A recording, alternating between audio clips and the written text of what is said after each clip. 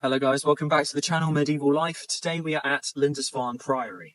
Now, 1,231 years ago, in the year 793 AD, the Vikings came down to Lindisfarne and raided it. We'll get into that further on in the video. I've got some amazing footage, and yeah, let's get stuck in. The origins of Lindisfarne kick off in 635 AD, where King Oswald of Northumbria brought Bishop Aidan and 12 Irish monks over to Northumbria, to which they settled on Lindisfarne to build their monastery. Aidan passed in the year of 651 AD and was buried on the island. The year of 793 was an eventful year to say the least. A few weeks before the Viking attack, it was said that dragons were seen flying over the island. Thunder and storms were relentlessly hammering down on the island and the sea.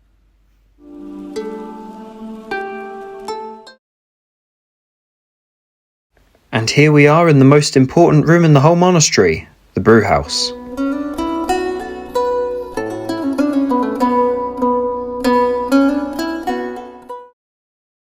The raid was nothing short of a nefarious calamity.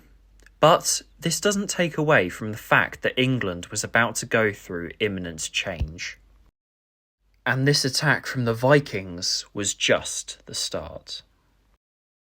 Later in this video, make sure that you have your eyes peeled for something truly fascinating. The Doomsday Stone is a two-sided slab.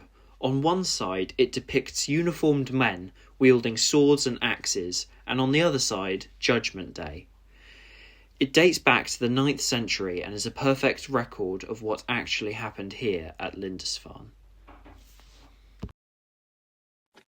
Not exactly. Although the Northmen left the island with all of the monastery's riches and monks to enthrall, Lindisfarne did not entirely crumble.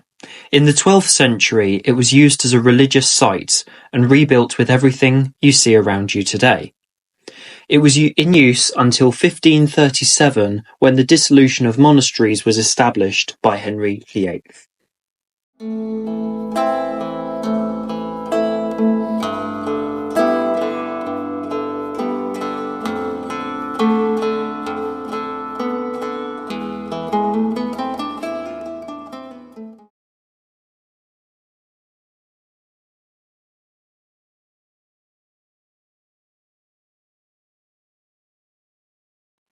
If you are going to Lindisfarne as well, I do highly recommend going to this pub.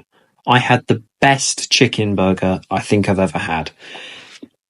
If you're like me and you go to the island and you realise, wow, this island is a lot bigger than I anticipated, I do recommend going here. Great staff. There was a guy singing sea shanties whilst he was serving food, and it was very, very entertaining.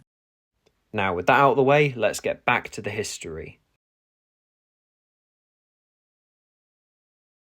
The Doomsday Stone is extremely important, as it gives us a real insight into what actually happened on that day. Many Christians believed that the raid was an act of divine vengeance against those who had sinned at Lindisfarne. The news of the Lindisfarne raid gave a widespread ripple effect of fear and angst, and even reached the Frankish kingdom and Charlemagne himself.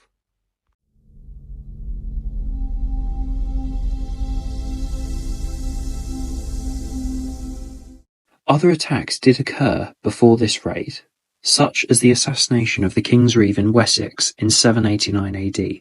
However, the raid on Lindisfarne was the harshest and most infamous introduction of the Northmen for the Anglo-Saxon people. The Vikings across the Scandinavian countries set out on numerous raids throughout the following centuries, and many settled it here in Britain.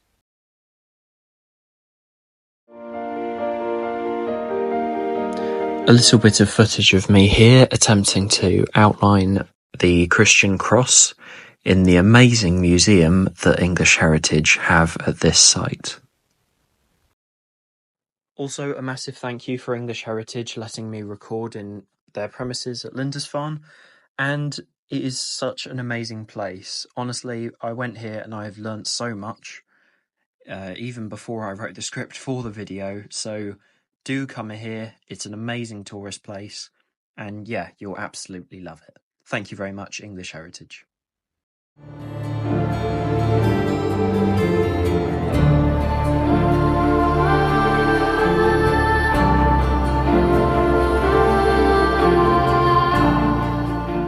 Also, I had to include this in the video. It is a 9th century spearhead for specifically being used against the Vikings. In the later half of the 7th century, a monk named Cuthbert joined Lindisfarne and became a bishop about 10 years after. This ended up leading him to becoming one of the greatest Northern English saints of the medieval period. He reformed the way of life for the monks by conforming to the religious practices of Rome rather than of Ireland. St. Cuthbert is responsible for the spread of Christianity in the north of England and is said to have performed miracles. His body was kept at Lindisfarne until 875 AD, where it was transported throughout the north of England to protect it from the Viking raids. He was eventually laid to rest in Durham Cathedral. So now, with the video being at a conclusion, and Lindisfarne being a 1,389-year-old site, it's fair to say Lindisfarne is pretty old. It will probably be one of the oldest sites the Medieval Life channel will ever visit. I really hope you guys have enjoyed this video and found it interesting. I absolutely loved recording it and seeing this site for myself. I hope to see you in the next one. Give the thumbs up a like, give me a subscribe, and chuck a comment in as well. I'd love to get your advice, some improvements for me, what you like, and yeah, we can go from there. Reach out, guys, and also, if you have any recommendations, I'm sure I'll go there one day. So stay tuned for the next video, and yeah, hope to see you soon. Bye-bye, guys.